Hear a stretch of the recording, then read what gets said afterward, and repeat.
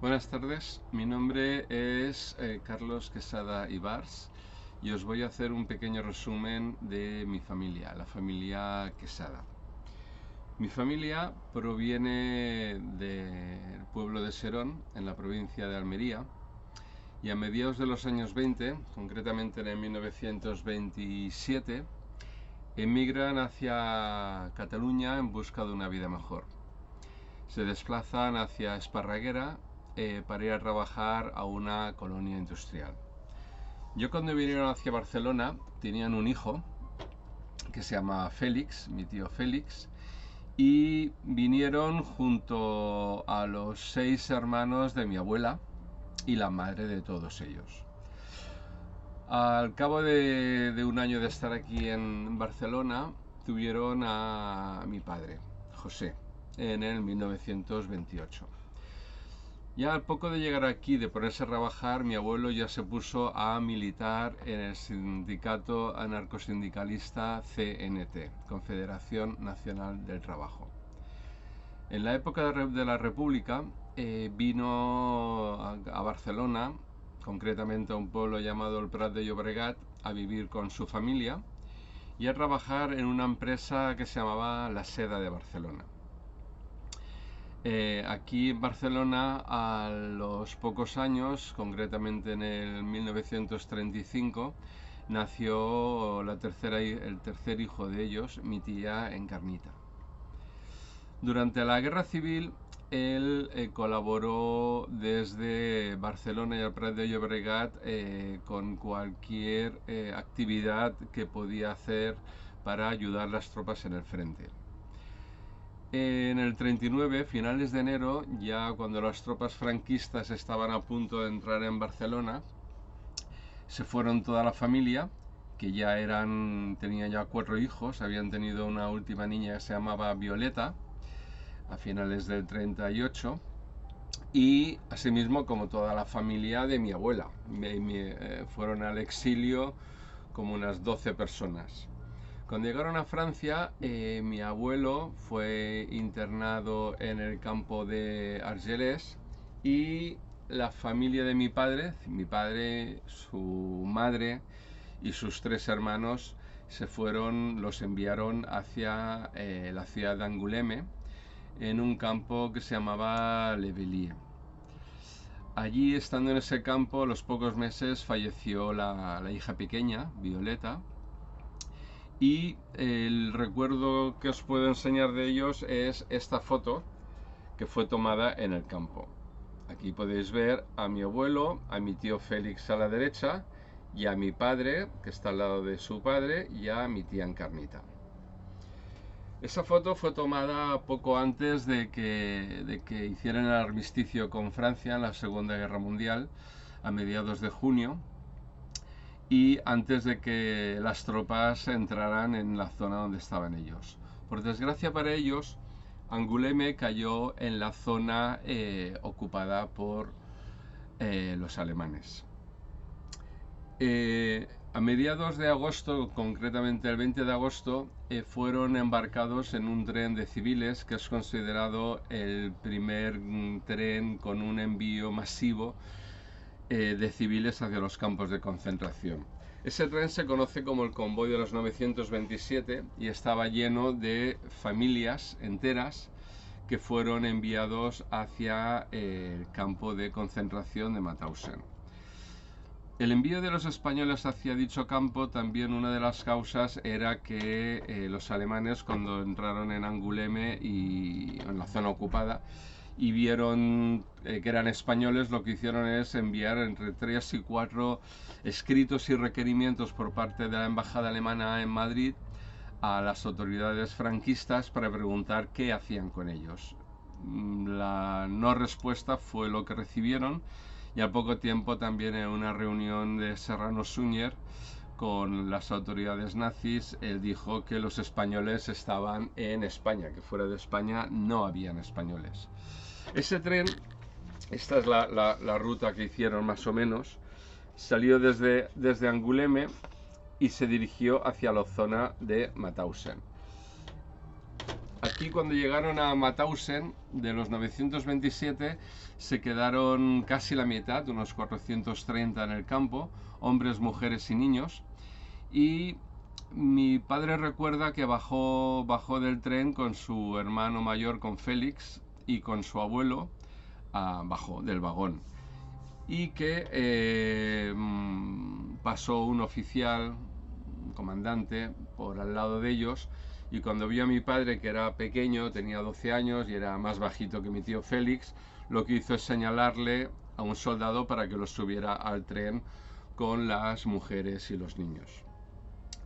El tren cerró las puertas e hizo el regreso hacia Barcelona.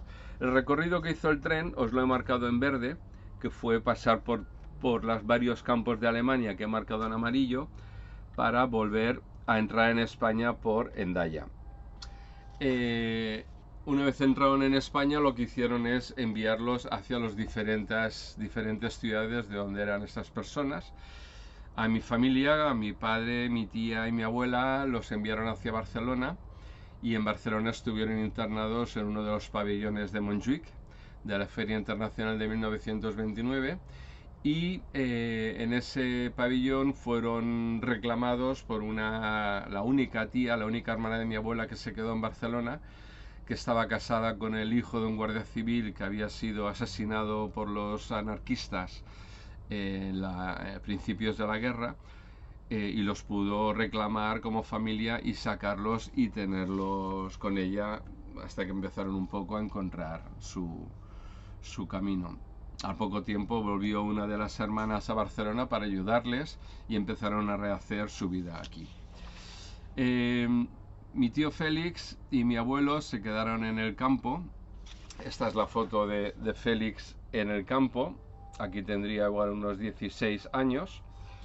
Y Félix nos cuenta, los dos, mi abuelo y mi tío, fallecieron ya de mayores.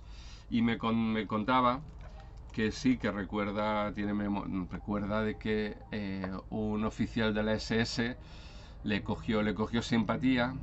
El oficial hablaba castellano porque había estado en la guerra de España, y lo vio que era un crío, realmente era un crío, y lo asignó a la cocina a trabajar limpiando pues las cacerolas en la cocina. Y mi abuelo, con 42 años, ya directamente fue hacia la cantera. Al cabo de un año, los dos fueron enviados al campo de Gusen, que es conocido también como el cementerio de los españoles, porque es donde la gran mayoría perecieron. Era un campo muy, muy duro, a trabajar en las vías del ferrocarril. Al cabo de un año, los dos fueron enviados de nuevo a Mauthausen para continuar trabajando en el campo. Mi tío recuerda que en un par de ocasiones lo pudo ayudar de que mi abuelo no entrara en las cámaras de gas, por mediación del oficial que él conocía. Lo vio que estaba en la fila para entrar en las cámaras, y avisándolo pues lo pudo sacar. A mediados finales del 44, en Mauthausen se crea un grupo de personas llamado Comando Poschakar, que era el nombre de un propietario de una cantera que había en el pueblo y que tenía alguna otra actividad industrial, y enviaron como 40 o 50 jóvenes españoles a trabajar al campo. Tenían un permiso de abandonar el campo y de regresar por la noche. Iban vestidos de civil. En esa época, los del Comité de Españoles en el campo decidieron que era una ocasión de poder esconder unos negativos de fotografías que tenían a través de Francesc Boix, Antonio García y otra tercera persona que trabajaban en el laboratorio, y que eran fotos del campo, de visitas de los jerarcas nazis, y decidieron, pues arriesgándose su vida, por supuesto, sacarlos cuando iban ellos a la fábrica. Y ellos contactaron con una señora que los veía pasar cada día, y le dijeron, le preguntaron si les podrían esconder esto que ellos le iban a ir dando.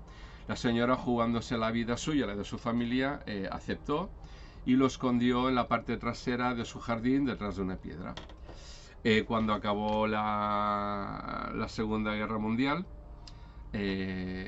fueron a buscar los negativos, los cuales luego alguno de ellos se utilizó en los juicios de Nuremberg, ya que Francesc Boix fue el único español que en declarar en dicho juicio a los jerarcas nazis.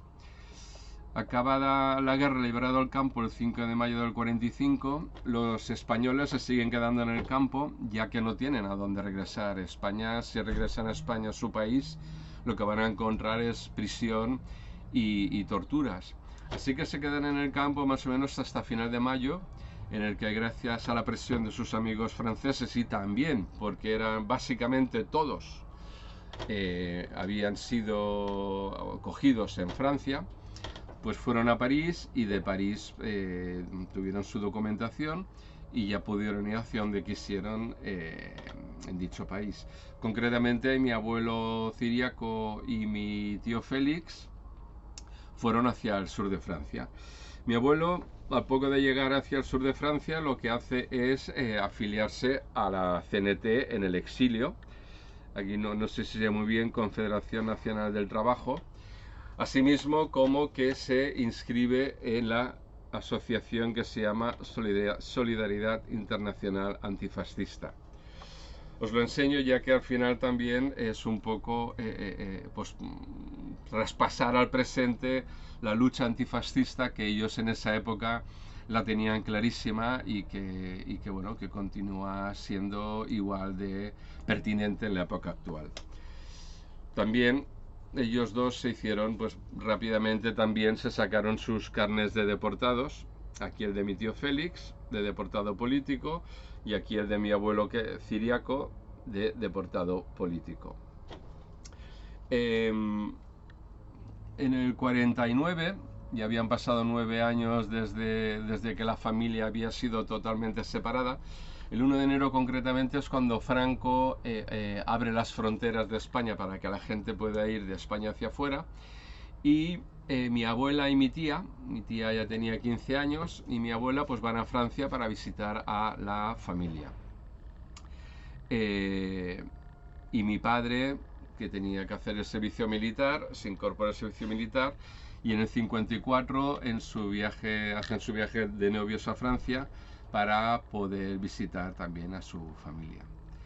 Mi abuelo no visitó España, solamente la visitó una vez en el 80, que fue para la boda de mi hermano, y siempre mantuvo su ilusión de que el régimen pudiera caer, lo cual no pudo ver, pero bueno, vamos en camino. Así que gracias por vuestra atención y a vuestra disposición.